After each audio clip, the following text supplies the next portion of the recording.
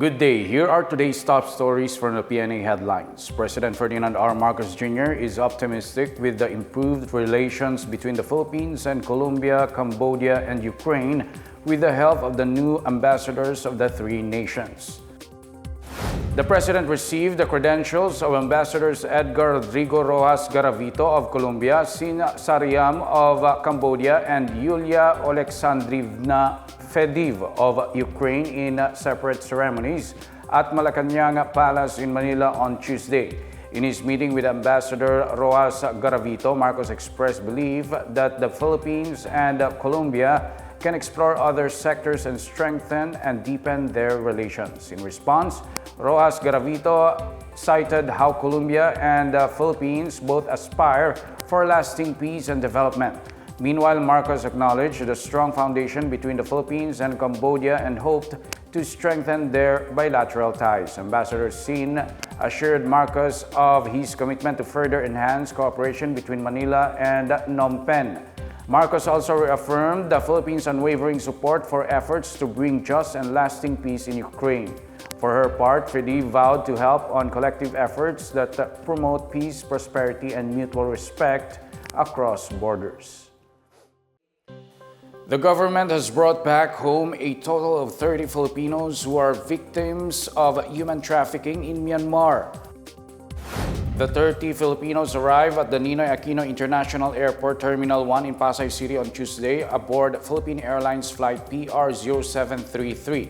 The Department of Migrant Workers said the victims were recruited through social media with fake job offers as customer sales representatives in Myanmar. They were, however, forced to work as online scammers and subjected to abuse and adverse working conditions. They were repatriated with the help of the Philippine Embassy, Office of the Police Attaché, and the Migrant Workers Office in Bangkok.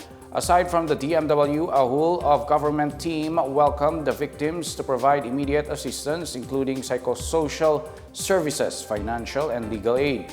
They will receive upskilling through TESDA as well as 50,000 pesos from the DMW's Action Fund and 10,000 from the Overseas Workers Welfare Administration. DMW Undersecretary Bernard Olalia thanked the DFA for aiding victims of illegal recruitment and human trafficking. The DMW warned job seekers of illegal online job offers and verify first job offerings through its official website. They may also report suspicious recruitment activities to the DMW Migrant Workers Protection Bureau. In celebration of National Women's Month, the Department of Agrarian Reform reinforces its commitment to gender equality by ensuring equal livelihood opportunities and land ownership rights. Agrarian Reform Secretary Conrad Estrella III acknowledged the contributions of women farmers in food production and nation building. The DAR has launched the 6.2 billion peso value chain innovation for sustainable transformation in agrarian reform communities. The project targets some 70,000 households that will receive livelihood support to create economic opportunities and reduce rural poverty. Australia said the project visualizes women empowerment as they comprise half of the 350,000 individual beneficiaries from 112 agrarian reform communities in the Cordillera Administrative Region and Soxargen. Meanwhile, the DAR recognizes women's equal ownership of agrarian land by redefining farmers' wives as co-owners with their husbands in certificates of land ownership awards. Australia said the DAR is creating more livelihood projects primarily benefiting women. The dry season associated with summer is finally here as Pagasa announced today the termination of the amihan season. Pagasa said the shift of wind direction from northeasterly to easterly due to a high-pressure area over the northwestern Pacific signifies the end of the northeast monsoon over most parts of the country. However, extreme northern Luzon may still experience occasional easterly winds. Pagasa said the dry season will trigger warmer weather, so the public is advised to find ways to minimize heat stress and optimize water consumption. Meanwhile, parts of Visayas and Mindanao will experience rains due to a low-pressure area last spotted 645 kilometers east of southeastern Mindanao. The LPA is unlikely to develop into a tropical cyclone within the next 24 hours.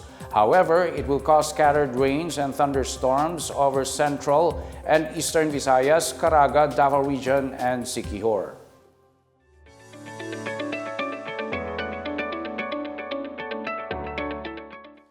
In our business news, the governments of Japan and Philippines have formally signed 5 loan agreements worth over 171 billion yen through the Japan International Cooperation Agency, or JICA.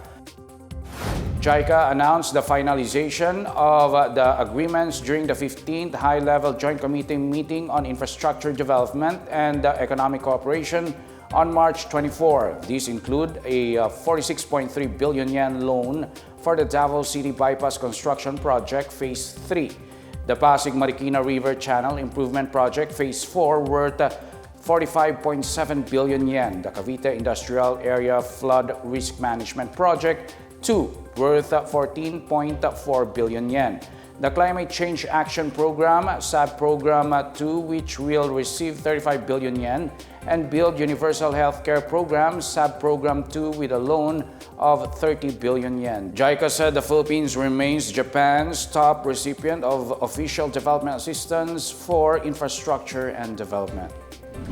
Meanwhile, Metro Pacific Fresh Agro Ventures Incorporated plans to replicate its vegetable greenhouse facilities in San Rafael, Bulacan in other parts of the country in line with the Marcos administration's food security efforts. MPAV President and Chief Executive Officer Jovi Hernandez said the company is looking for at least 2 vegetable greenhouse satellites to build every year, delivering 10 facilities over the next 5 years. MPAV launched on Tuesday the first phase of the Metro Pacific Fresh Farms, a 22-hectare vegetable greenhouse complex in San Rafael. The first phase features 6 greenhouses with an annual production capacity of 500 metric tons of fresh vegetables. Metro Pacific Investments Corporation Chair, President, and CEO Manuel V. Pangilinan led the first ceremonial harvesting of fresh greens from the modern farm. In other news, the Philippines' Toyo Eatery landed at number 42 of Asia's 50 Best Restaurants 2025. Toyo Eatery in Makati City is the only Philippine restaurant in the 13th edition of the prestigious list. It was also named the winner of the Jean Mayer Art of Hospitality Award 2025. Bangkok's Gagan earned a record-breaking victory this year by getting the number 1 spot for the 5th time after a decade. The Chairman restaurant in Hong Kong, formerly at number 1, secured the 2nd spot, followed by fellow Hong Kong Spot Wing at 3rd. Tokyo's Sezane dropped from number 1 to 4th place, and South Korea's Mingles, which earned its 3rd Michelin star, is at 5th place. And that's the latest and the biggest stories on the PNA Headlines. For more news updates, visit our website, pna.gov.ph, or our Facebook and X account, Philippine News Agency. The PNA Headlines is also streamed via the Servicio Facebook page. You may also watch the PNA Headlines through the Philippine News Agency's YouTube account and via the News and Information Bureau website under PNA News. I'm Wilnard Barcelona. This is the PNA Headlines, bringing stories that unite the nation.